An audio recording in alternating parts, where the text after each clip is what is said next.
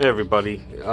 People had asked about the shelves. I have shelves on all of my machines, and I do the shelves myself because it's basically free since I'm using scrap material to do them. So I said the next time I did a shelf, I'd do a video and show you guys how I do the shelves. So what I do is I just use scrap wood we have laying around, scrap plywood. This is probably 1/2 inch plywood, and we cut it into triangles. Now most of these machines, this style machine at least with the sweep, they're pretty much the same more or less. I think the ones where it gets different are like these Pac-Man machines because they're a different style cabinet. You know, obviously something like the Terminator. I didn't do one on Big Blue because it's 6'2" and there's no point. So some of them you do have to do per cabinet. Other ones, what I do measurement wise works on multiple cabinets. So on this particular cabinet, this will be the measurements for the triangles that you're going to make. So the measurement is it's about 6 1/4 by, we'll say 9. And what you do is you take them, and I just paint one side black because you only see one side. So this piece here is already installed, and it's got double-sided industrial sticky back Velcro on here, so you can still lift the whole shelf off if you want to when it's done. And what we're going to do is you're going to put one here against this outer wall, you're going to put one over here against this outer wall, and then you need one in the middle. Now the one in the middle, because there's decals here, so you don't destroy the decals, a lot of times I just won't bother putting the Velcro on there. So what you do is you want to go get like some good sticky back Velcro. It comes like this. The two sides are already there. So you want to cut it into strips with a good pair of scissors, and the strips will be the same width as basically as whatever the wood is that you're using. Now you want to peel this apart before you put everything together, because the way it is here from the manufacturer, this stuff is very difficult to peel apart. So you want to peel it apart before you stick it. I recommend putting the fuzzy part on the bottom of these triangles. That way if you take the shelf off for some reason, you set it down, it doesn't get velcroed to something by using the the hook part. If you set it like on the carpet or a sheet or a blanket or something, I don't know, you take it off, you set it on something that's cloth, it may stick to it, and then you go to peel it off, it may cause an issue for you. So that's what we do with these. I leave them stuck together. Once I pull them apart, I stick them back together. You're going to peel the fuzzy side adhesive, you're going to stick it on here towards the bottom. I mean, you could do the whole length of it, you can do the bottom and the top. I've gotten to the point where I just put it on the bottom because it's not going anywhere once you put it together. So you're going to, obviously, like I said, you're going to put that side on, you're going to put this side on over here like this, and see it's black on the outside because that's the only part you see. Now you can make these as big as you want. You can make the triangle so long that it goes all the way down, all the way out to the back here, all the way out to here, and have like a super mega shelf, I guess, if you really wanted to. But I don't need super mega size shelves on these things. So this is more than sufficient for anything I'm going to put on top of here. So once you have those two Velcroed on there, then I take a hot glue gun and I take the shelf, and the shelf is only a piece of lawn.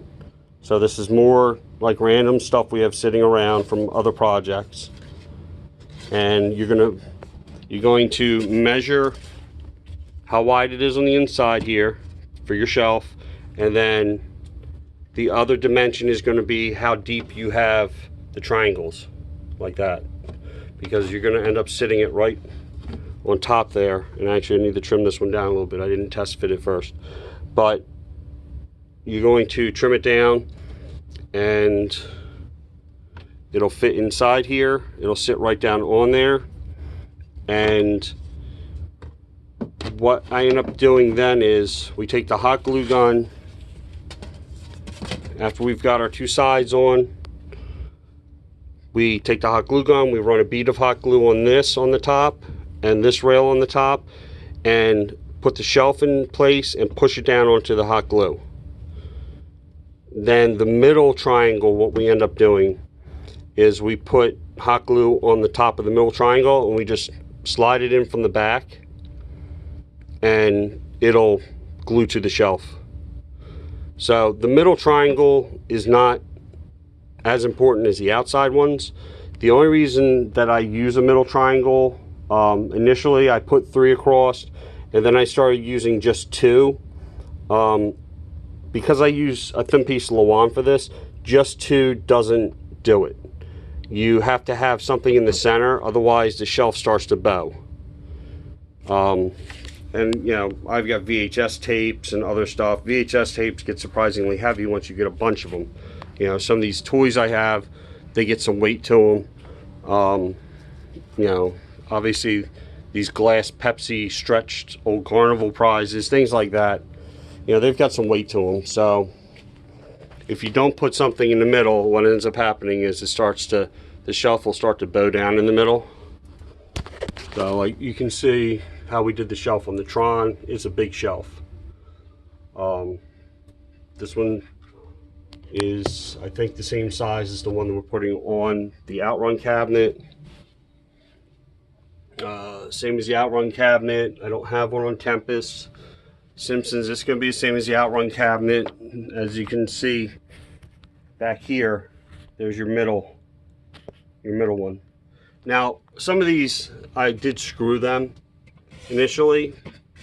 After I thought about it, it's kind of a waste of time to screw them when you've got a hot glue gun. You can just glue them together because they're not going anywhere. I mean, it's literally just, for me at least, it's literally just me using a small shelf to have some novelty crap on top of these machines.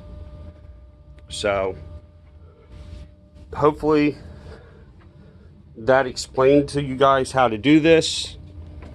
Now if you want to do a full depth cabinet shelf, you know, you want the shelf to go all the way back real deep like I showed on top of the Tron because of the style cabinet it is, what you would do is you would get whatever you're using for the shelf and you would cut it this way. So it'll fit down in here. It'll fit, you know, you set it right down in there. And then what you want to do is you want to put something against the back here, a yardstick, something like that. And you'll measure from this front here to up against the yardstick, or even a piece of wood, whatever you have that you're going to use that's sticking flat against the back of the cabinet. And that'll give you how deep you want the shelf to be. Once you have the shelf cut to the size that you want, you're going to come back and you'll put the shelf in here up against there. And the best thing to do is use a small cheap level and put on here front to back and hold this level and then measure how far it is from the bottom of the shelf down to the cabinet at the back of your shelf, because your shelf will be all the way back here if you want a full depth shelf. And that'll give you this dimension for the triangle, and then you've got this dimension for the triangle, your top long dimension. So if you take a piece of wood and you measure this dimension and then you measure down that dimension and you draw a line between the two, that'll give you your triangle. And if the piece of wood is wide enough, you usually can make 2 of these in one shot, because you know it'll look like that, and you're just cutting across. So hopefully that's a good enough explanation on what to do here. Like I said, this one will do for what I need for this outrun cabinet. I do need to, I'll run that through the saw, take like probably a blade off, a blade thickness off of there. It's like somewhere between an 1/8 and a 1/4. It'll fit perfect down in there after that. And that's that, because I've gotten to the point where when we have to make these, I make a couple at a time. That way we have them on hand, because I keep getting more games. The other thing that we make a few at a time is like a lot of these games are not, they don't have light up marquees from the factory. So I've added light up marquees to several of the games. When I do a light up marquee, I don't go directly over the plywood one that's already there. So like here's the one off Ninja Turtles. I get a whole stack of these here. So I take these off, and what I do is I replicate it. So I've got several, these are basically always the same size, more or less. So I replicate them, all the holes, everything, and I'll take the hardware out of the original and put the hardware into the reproduction one I make, and then I'll just paint the front, I'll just paint it black, front and back, flat black, and that way I'll have this still not destroyed, and I have replaced the panel that's behind here, so I can drill a hole straight through it to run the wiring through for the LED strip that goes behind the sign I put on there, so that it becomes a light up marquee. And then, you know, later on either I can sell those or use them as arcade signs or whatever. So, and it's not hard to make these. These are easy. The hardest part is making sure you have the correct thickness wood, so that when you drill the holes and everything, it sits in the right spot on the machine. All right, so hopefully that was helpful to everybody, and I hope that's easy enough to follow. And till next time, like and subscribe.